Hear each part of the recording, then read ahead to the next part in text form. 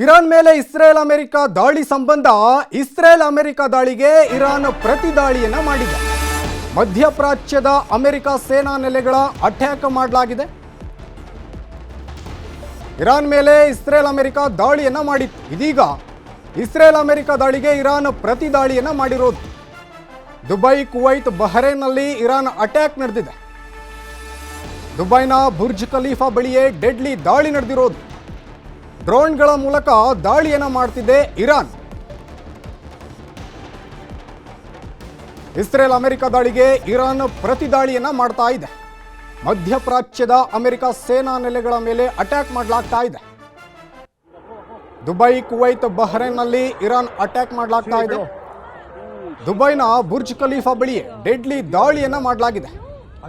ಡ್ರೋನ್ಗಳ ಮೂಲಕ ದಾಳಿ ಮಾಡ್ತಿದೆ ಇರಾನ್. ಮಧ್ಯಪ್ರಾಚ್ಯ ಅಕ್ಷರಶಃ ರಣರಂಗವಾಗಿ ಬದಲಾಗಿದೆ. ಇಸ್ರೇಲ್ ಹಾಗೂ ಇರಾನ್ ನಡುವಿನ ಭೀಕರ ಯುದ್ಧದಿಂದ ಮಧ್ಯಪ್ರಾಚ್ಯದಲ್ಲಿ ಉದ್ವಿಗ್ನತೆ ತೀವ್ರಗೊಂಡಿರೋದು.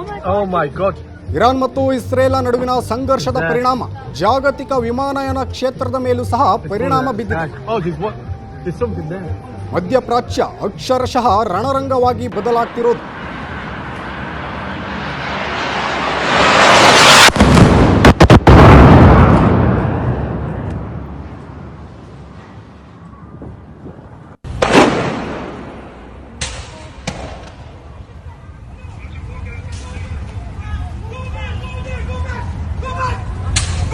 Missile.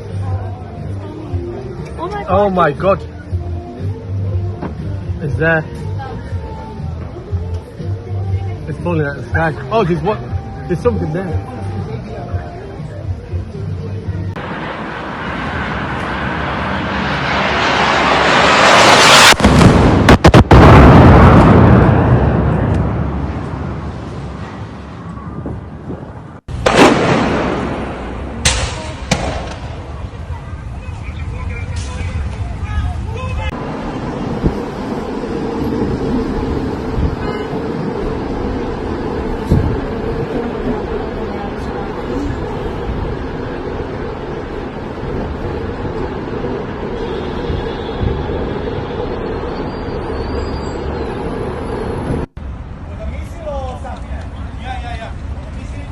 ದೃಶ್ಯದಲ್ಲಿ ಗಮನಿಸ್ತಾ ಇರಬಹುದು, ದಾಳಿಗೆ ಪ್ರತಿ ದಾಳಿಯನ್ನ ಮಾಡಲಾಗ್ತಾ ಇದೆ. ಇರಾನ್ ಮೇಲೆ ಇಸ್ರೇಲ್ ಅಮೆರಿಕ ದಾಳಿಯನ್ನ ಮಾಡಿತ್ತು. ಇದೀಗ ಇಸ್ರೇಲ್ ಹಾಗೂ ಯುಎಸ್ಗೆ ಪ್ರತಿ ದಾಳಿ. ಮಧ್ಯಪ್ರಾಚ್ಯದ ಯುಎಸ್ಎ ಸೇನಾ ನೆಲೆಗಳು ಭಸ್ಮವಾಗಿವೆ.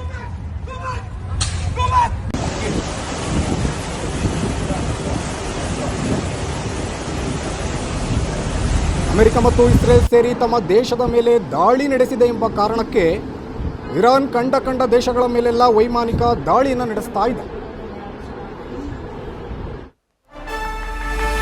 ಇನ್ನು ಕುವೈತ್ ಅಂತಾರಾಷ್ಟ್ರೀಯ ವಿಮಾನ ನಿಲ್ದಾಣದ ಮೇಲೆ ದಾಳಿಯನ್ನು ಮಾಡಲಾಗಿದೆ. ಆತ್ಮಹತ್ಯಾ ಡ್ರೋನ್ಗಳ ಮೂಲಕ ಡೆಡ್ಲಿ ಅಟ್ಯಾಕ್ ಮಾಡಲಾಗಿದೆ. ಕುವೈತ್ ವಿಮಾನ ನಿಲ್ದಾಣ ಕಾರ್ಯಾಚರಣೆಯನ್ನು ಸ್ಥಗಿತ ಮಾಡಲಾಗಿದೆ. ಕುವೈತ್ ವಿಮಾನ ನಿಲ್ದಾಣದ ಮೇಲೆ ದಾಳಿಯನ್ನು ಮಾಡಲಾಗಿದೆ. ಕುವೈತ್ ಅಂತಾರಾಷ್ಟ್ರೀಯ ವಿಮಾನ ನಿಲ್ದಾಣದ ಮೇಲೆ ದಾಳಿಯನ್ನು ಮಾಡಿರುವುದು. ಆತ್ಮಹತ್ಯಾ ಡ್ರೋನ್ಗಳ ಮೂಲಕ ಡೆಡ್ಲಿ ಅಟ್ಯಾಕ್ ಮಾಡಲಾಗಿದೆ. ದೃಶ್ಯದಲ್ಲಿ ಗಮನಿಸ್ತಾ ಇರಬಹುದು, ದೊಡ್ಡ ಡ್ರೋನ್ಗಳ ಮೂಲಕ ದಾಳಿಯನ್ನು ಮಾಡಲಾಗ್ತಾ ಇದೆ. ಇನ್ನು ಈ ಸಂದರ್ಭದಲ್ಲಿ ಕುವೈತ್ ವಿಮಾನ ನಿಲ್ದಾಣ ಕಾರ್ಯಾಚರಣೆಯನ್ನು ಸ್ಥಗಿತ ಮಾಡಲಾಗಿದೆ. ಕುವೈತ್ ಅಂತಾರಾಷ್ಟ್ರೀಯ ವಿಮಾನ ನಿಲ್ದಾಣ ಇದು.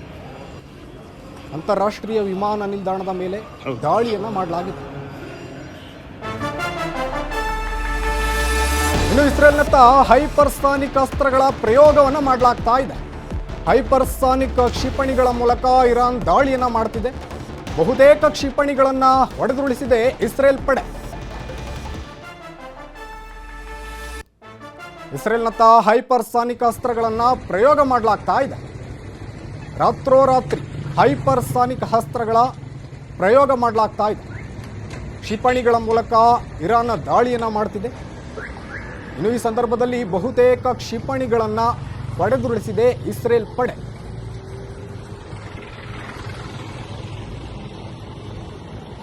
ಎರಡೂ ಕಡೆಯೂ ಸಹ ಈ ಒಂದು ದಾಳಿ ಬಹಳಷ್ಟು ತೀವ್ರಗೊಂಡಿದೆ. ಇಸ್ರೇಲ್ನತ್ತ ಹೈಪರ್ಸಾನಿಕ್ ಅಸ್ತ್ರವನ್ನ ಪ್ರಯೋಗ ಮಾಡಲಾಗ್ತಾ ಇದೆ.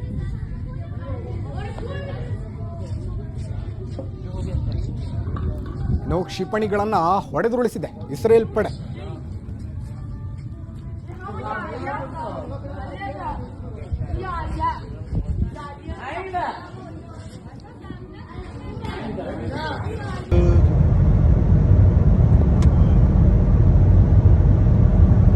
صواريخ نوير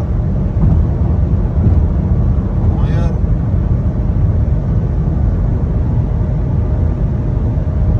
إعداد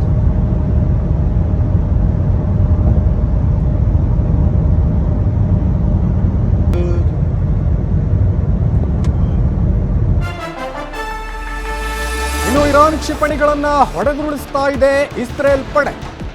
ಇಸ್ರೇಲ್ನ ರೋಷಹಾಯಿನ್ ಇರಾನ್ ಕ್ಷಿಪಣಿಗಳನ್ನು ಉಡೀಸ್ ಮಾಡಿದೆ. ಜನವಸತಿ ರಹಿತ ಪ್ರದೇಶಗಳಲ್ಲಿ ಇರಾನ್ ಕ್ಷಿಪಣಿಗಳನ್ನು ಧ್ವಂಸ ಮಾಡಲಾಗಿದೆ. ಇರಾನ್ ಕ್ಷಿಪಣಿಗಳನ್ನು ಹೊಡೆದುರುಳಿಸಲಾಗಿದೆ ಇಸ್ರೇಲ್ ಪಡೆಯಿಂದ. ಇಸ್ರೇಲ್ನ ರೋಷಹಾಯಿನ್ ಇರಾನ್ ಕ್ಷಿಪಣಿಗಳು ಉಡೀಸ್ ಆಗಿದೆ.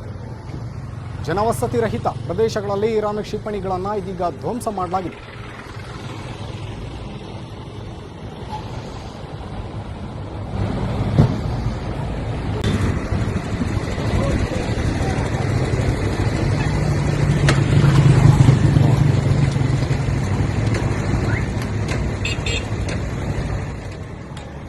ಇನ್ನಿ ಬಗ್ಗೆ ಡೀಟೇಲ್ಸ್ ನೀಡ್ತಾರೆ ನಮ್ಮ ವೆಬ್ ಎಡಿಟರ್ ಆಗಿರುವಂತಹ ರಾಘವೇಂದ್ರ ಗುಡಿ ನೇರ ಸಂಪರ್ಕದಲ್ಲಿ ಜಾಯ್ನ್ ಆಗ್ತಿದ್ದಾರೆ. ರಾಘವೇಂದ್ರ ಗುಡಿ, ಇರಾನ್ ಹಾಗೂ ಇಸ್ರೇಲ್ ಸಂಘರ್ಷ ಮತ್ತಷ್ಟು ತೀವ್ರಗೊಳ್ತಾ ಇರುವಂತಹದ್ದು. ಇನ್ನು ಈ ಒಂದು ತೀವ್ರತೆಯನ್ನ ನಿಲ್ಲಿಸಲಿಕ್ಕೆ ಯಾವುದಾದ್ರೂ ದೇಶ ಸಹ ಮಧ್ಯಪ್ರವೇಶವನ್ನ ಮಾಡುತ್ತಾ ಹೇಗೆ?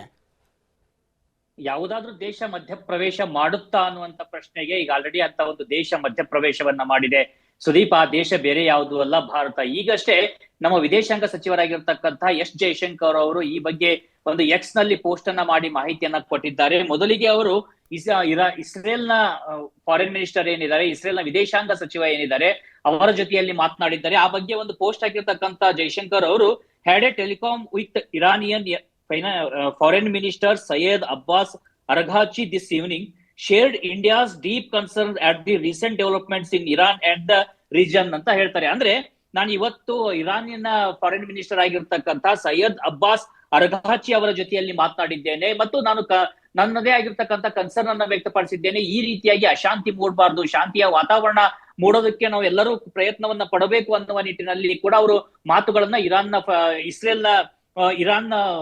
ಫಾರಿನ್ ಮಿನಿಸ್ಟರ್ ಜೊತೆಯಲ್ಲಿ ಮಾತನಾಡಿದ್ದಾರೆ. ಜೊತೆಗೆ ಇಸ್ರೇಲ್ ನ ಫಾರಿನ್ ಮಿನಿಸ್ಟರ್ಗೂ ಕೂಡ ಕರೆಯನ್ನ ಮಾಡಿದ್ದಾರೆ ಎಸ್ ಜೈಶಂಕರ್ ಅವರು. ಅಲ್ಲಿ ಹೇಳ್ತಾರೆ, ಅವರು spoke with Israeli foreign minister Gideon Saar this afternoon, reiterate India's call for dialogue and diplomacy to de-escalate tensions ಅಂತ. ಅಂದ್ರೆ ನಾನು ಇವತ್ತು ಇಸ್ರೇಲ್ ನ ಫಾರಿನ್ ಮಿನಿಸ್ಟರ್ ಆಗಿರ್ತಕ್ಕಂಥ ಗಿಡಿಯಾನ್ ಸಾರ್ ಅವರ ಜೊತೆಯಲ್ಲಿ ಮಾತನಾಡಿದ್ದೇನೆ. ಅವರಿಗೆ ನಾನು ಸ್ಪಷ್ಟವಾಗಿ ಹೇಳಿರುವಂತ ವಿಚಾರ ಏನು ಅಂತಂದ್ರೆ, ಈ ರೀತಿಯಾಗಿರ್ತಕ್ಕಂಥ ಯುದ್ಧವನ್ನ ನಾವು ನಿಲ್ಲಿಸಬೇಕಾಗತ್ತೆ. ಡೈಲಾಗ್ ಮತ್ತು ಡಿಪ್ಲೊಮೆಸಿ ಅಂದ್ರೆ ರಾಜತಾಂತ್ರಿಕತೆ ಮತ್ತು ಮಾತುಕತೆಯ ಮೂಲಕವ ಎಂಥದೇ ಸಮಸ್ಯೆಯನ್ನು ಬಗೆಹರಿಸಿಕೊಳ್ಬಹುದು.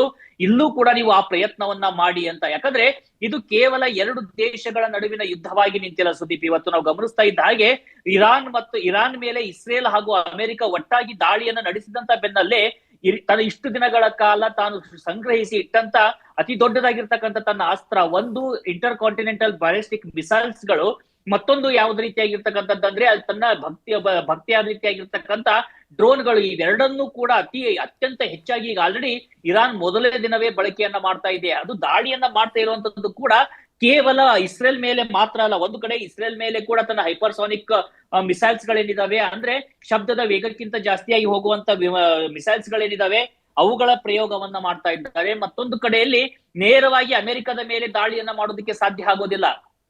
ಯಾಕಂದ್ರೆ ಅತ್ಯಂತ ದೂರದಲ್ಲಿ ಇರ್ತಕ್ಕಂಥ ಅಮೆರಿಕವನ್ನ ಹಿಟ್ ಮಾಡಬಲ್ಲಂತ ಕ್ಷಿಪಣಿಗಳು ಇವತ್ತು ಇರಾನ್ ಬಳಿಯಲ್ಲಿಲ್ಲ. ಆದ್ರೆ ಇರಾನ್ನವ್ರು ಏನ್ ಮಾಡ್ತಾ ಇದ್ದಾರೆ ಅಂದ್ರೆ, ಅಮೆರಿಕದ ಸೇನಾ ನೆಲೆಗಳು ಯಾವೆಲ್ಲ ದೇಶದಲ್ಲಿ ಇದಾವೆ, ಉದಾಹರಣೆಗೆ ಅದು ಬಹ್ರೇನ್ ಇರ್ಬೋದು, ಕುವೈತ್ ಇರ್ಬೋದು, UAE ಇರಬಹುದು, ಅದೇ ರೀತಿಯಾಗಿರ್ತಕ್ಕಂಥ ಜೋರ್ಡಾನ್ ಇರ್ಬೋದು, ಲಿಬಿಯಾ ಇರ್ಬೋದು, ಹೀಗೆ ವಿವಿಧ ಕಡೆಗಳಲ್ಲಿ ಎಲ್ಲೆಲ್ಲ ಕೂಡ ಅಮೆರಿಕದ ಒಂದು ಸೇನಾ ನೆಲೆಗಳಿದಾವೆ ಅವುಗಳನ್ನ ಟಾರ್ಗೆಟ್ ಮಾಡಿಕೊಂಡು ಪ್ರಾರಂಭದಲ್ಲಿ ತನ್ನ ಮಿಸೈಲ್ಗಳ ಮೂಲಕವಾಗಿ ಭೀಕರ ದಾಳಿಯನ್ನ ಮಾಡ್ತು. ಆದ್ರೆ ಜೊತೆಗೆ ಈಗ ಬರ್ತಿರ್ತಕ್ಕಂಥ ವರದಿಯನ್ನ ನೋಡ್ತಾ ಇದ್ರೆ ಪರಿಸ್ಥಿತಿ ಮತ್ತಷ್ಟು ಬಿಗಡಾಯಿಸ್ತಾ ಇದೆ. ಜೊತೆಗೆ ಅವರು ರೆಸಿಡೆನ್ಷಿಯಲ್ ಏರಿಯಾಗಳೇನಿದಾವೆ ಅದರಲ್ಲೂ ಪ್ರಮುಖವಾಗಿ UAE ಯುನೈಟೆಡ್ ಅರಬ್ ಎಮಿರೇಟ್ಸ್ ಏನಿದೆ ಅದರ ಒಂದಷ್ಟು ರೆಸಿಡೆನ್ಷಿಯಲ್ ಏರಿಯಾಗಳ ಮೇಲೆ ಕೂಡ ದಾಳಿ ಮಾಡಿದಂತ ಮಾಹಿತಿಗಳು ಬರ್ತಾ ಇದಾವೆ.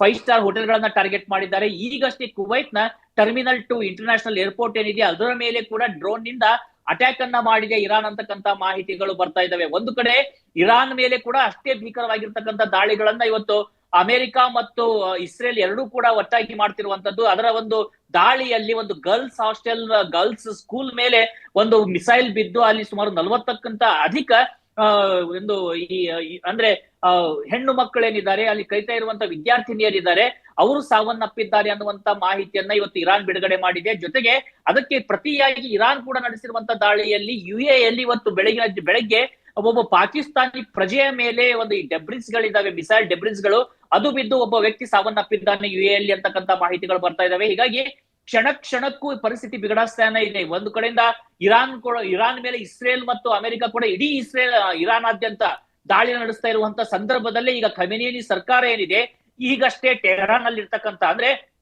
ರಾಜಧಾನಿ ಏನಿದೆ ಇರಾನ್ನ ರಾಜಧಾನಿ ಟೆಹರಾನ್ ಏನಿದೆ ಅಲ್ಲಿರ್ತಕ್ಕಂಥ ನಿವಾಸಿಗಳಿಗೆ ಕೂಡಲೇ ನೀವು ರಾಷ್ಟ್ರ ರಾಜಧಾನಿಯನ್ನ ತೊರೆಯಿರಿ ಅನ್ನುವಂತ ಕಟ್ಟಪ್ಪಣೆಯನ್ನ ಮಾಡಿದೆ ಅಲ್ಲಿಯ ಸರ್ಕಾರ. ಅಂದ್ರೆ ಸಂಪೂರ್ಣ ಟೆಹರಾನ್ ಕೂಡ ಈಗ ಇಸ್ರೇಲ್ ಹಾಗೂ ಅಮೆರಿಕದ ಟಾರ್ಗೆಟ್ ಆಗಿದೆ ಅನ್ನುವಂತ ಮಾಹಿತಿ ಬರ್ತಾ ಇದೆ. ಜೊತೆಗೆ ಮತ್ತೊಂದು ಸಿಗ್ನಿಫಿಕೆಂಟ್ ಆಗಿರ್ತಕ್ಕಂಥ ಬೆಳವಣಿಗೆ ಅಂತ ನೋಡೋದಾದ್ರೆ ಇವತ್ತು ಅವರು ಈ ಸೌದಿ ಅರೇಬಿಯಾದ ಮೇಲೆ ಕೂಡ ದಾಳಿಯನ್ನ ನಡೆಸಿದ್ದಾರೆ ಇರಾನ್. ಹೀಗಾಗಿ ಸೌದಿ ಅರೇಬಿಯಾ ದಾಳಿಯನ್ನ ಖಂಡಿಸುವುದರ ಜೊತೆಗೆ ನಮ್ಮ ಸಾರ್ವಭೌಮತೆಯನ್ನ ಉಲ್ಲಂಘನೆ ಮಾಡಿರ್ತಕ್ಕಂಥ ಇರಾನ್ ವಿರುದ್ಧದ ಯುದ್ಧದಲ್ಲಿ ನಾವು ಕೂಡ ಸಾಥನ್ನ ಕೊಡ್ತೀವಿ ಅಂತ ಹೇಳ್ತಾ ಇದ್ದಾರೆ. ಅಂದ್ರೆ ಯಾವೆಲ್ಲ ಸುನ್ನಿ ರಾಷ್ಟ್ರಗಳಿದ್ದಾವೆ ಆ ಸುನ್ನಿ ರಾಷ್ಟ್ರಗಳು ವಿಶ್ವದ ಏಕೈಕ ಶಿಯಾ ರಾಷ್ಟ್ರವಾಗಿರ್ತಕ್ಕಂಥ ಇರಾನ್ ಮೇಲೆ ದಾಳಿ ಮಾಡೋದಕ್ಕೆ ಮುಂದಾಗ್ತಾ ಇರುವಂತ ಘಟನೆಯನ್ನ ನಾವು ಇವತ್ತು ಗಮನಿಸ್ತಾ ಇದ್ದೀವಿ. ರಂಜಾನ್ನ ಪವಿತ್ರ ತಿಂಗಳಲ್ಲಿ ಇವತ್ತು ಇಷ್ಟು ದೊಡ್ಡ ಮಟ್ಟದ ದಾಳಿಗಳು ಒಂದು ಮುಸ್ಲಿಂ ರಾಷ್ಟ್ರದ ಮೇಲೆ ಮುಸ್ಲಿಂ ರಾಷ್ಟ್ರಗಳ ಸಹಯೋಗದೊಂದಿಗೆ ನಡೀತಾ ಇರುವಂತದ್ದು ನಿಜಕ್ಕೂ ವಿಪರ್ಯಾಸವೇ ಸರಿ. ಆದ್ರೆ ಇಲ್ಲಿ ಪ್ರಮುಖವಾಗಿ ಗಮನಿಸಬೇಕಾಗಿರ್ತಕ್ಕಂಥ ಅಂಶ ಅಂದ್ರೆ ಇವತ್ತು ಸೌದಿ ಅರೇಬಿಯಾದ ಮೇಲೆ